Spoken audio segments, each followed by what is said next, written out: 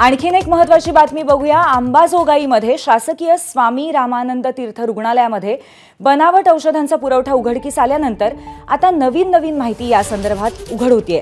राज्यात 5 बनावट कंपन्यांच्या नावाने तब्बल 11 जिल्ह्यात बनावट औषधांचा पुरवठा होत असल्याचं उघडकीस येतंय।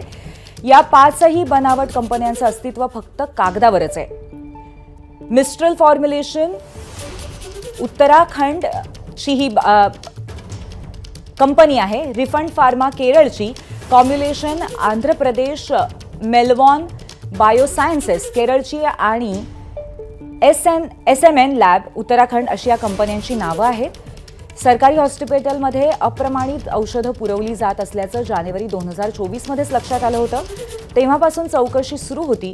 औषध विभागाचे आयुक्त DR गव्हाणे यांनी ऑक्टोबर 2024 मध्ये त्या बनावट कंपन्यांनी कुठे औषधं पुरवली आहेत याची माहिती मागवली होती।